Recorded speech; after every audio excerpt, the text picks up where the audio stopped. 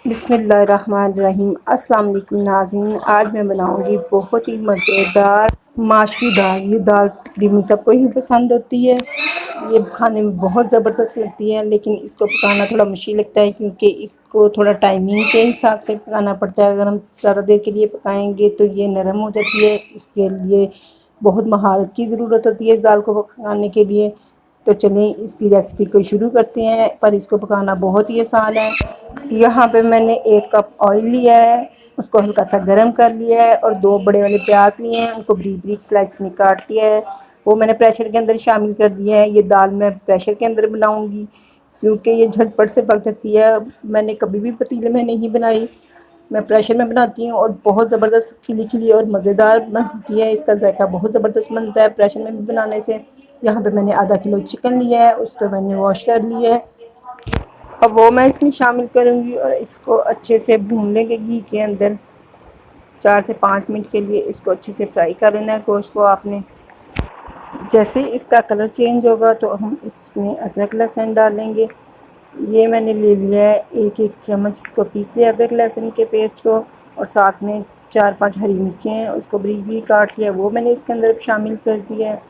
इसको भी हम गोश्त में अच्छे से भूनेंगे ताकि इसका कच्चापन ख़त्म हो जाए और ये अच्छी सी खुशबू आना शुरू हो जाए। इसमें से 1 से 2 मिनट के लिए आपने अदरक लहसुन के साथ भी इसको भून लेना है। और अब इसमें शामिल करेंगे टमाटर। ये 2 मैंने लिए हैं, ये पीसे हुए टमाटर हैं, उनको मैंने पीस लिया है, वो इसके अंदर शामिल कर दिए हैं।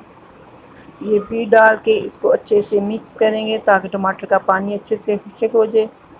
और अब इसमें जो मसाले जाएंगे वो मैंने 1 चम्मच ज़ीरा डाल दिया इसके अंदर, और साथ में मैंने डाल दिया 1 चम्मच अजवाइन।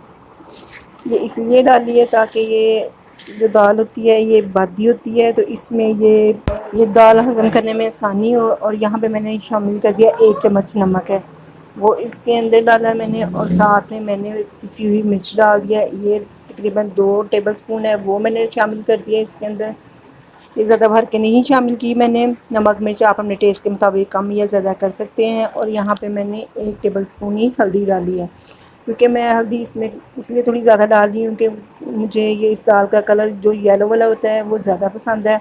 आप चाहें तो कम डाल सकते हैं, पर मैंने यहाँ पे 1 टेबल स्पून शामिल कर दिया और मसाले को बहुत अच्छे से भून लिया है।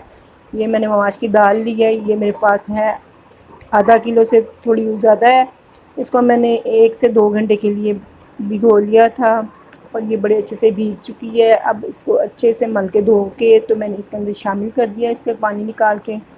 और एक चीज़ जो आपने यहाँ पे करनी है, इस दाल को शामिल करने के बाद बहुत अच्छे से भून लेना है दाल को। यहाँ पे इसकी आपने बहुत अच्छे से भुनाई करनी है, तकरीबन 3 से 4 मिनट के लिए बहुत अच्छे से भून लेना है, जब तक वो उसका पानी पहले वाला खुश्क नहीं हो जाएगा। क्योंकि जब हम इस दाल को पहले से भून लेते हैं तो जो इसकी दाल की का कच्चापन होता है, जो इसकी स्मेल होती है दाल, वो इसकी भुनाई करने से तकरीबन ख़त्म हो जाती है। और जब हम इसमें पानी शामिल करके पकाते हैं तो फिर क्योंकि बाद में हमने वेट लगा लेना होता है, तो इसलिए बाद में हम नहीं भूनते हैं। यहाँ पे मैंने तकरीबन 1 गिलास पानी शामिल कर दिया इसके अंदर। ये मेरी तमाम दाल जो है डूब चुकी है और अब इसके ऊपर मैंने प्रेशर लगा दिया, और प्रेशर मैंने सिर्फ इस पे लगाया है 3 मिनट का लगाया है, इससे ज़्यादा का आपने नहीं लगाना, नहीं तो आपकी दाल बहुत ज़्यादा गल जाएगी। यहाँ पे 3 मिनट हो चुके हैं और माशाल्लाह से मेरी दाल बहुत ज़बरदस्त बन चुकी है। यहाँ पे ये देखिए बिल्कुल खिली खिली सी है। अब जो बाकी का पानी है उसको मैं थोड़ी तेज़ आंच करके इसको खुश्क कर लूँगी। नाज़रीन, अगर आप मेरे चैनल पे नए हैं तो प्लीज़ मेरे चैनल को सब्सक्राइब कर लें ताकि आप मेरी नई आने वाली वीडियो से आगाह रह सकें। और वीडियो को लाजमी अपने फ्रेंड्स के साथ, रिश्तेदारों के साथ शेयर किया करें। और माशाल्लाह से यहाँ पे मेरी दाल बहुत ज़बरदस्त बन के तैयार हो चुकी है। जो मैंने इसमें शामिल की थी वो हरी मिर्चें और अदरक एंड पे शामिल किया था, वो लाजमी आपने शामिल कर लेना है।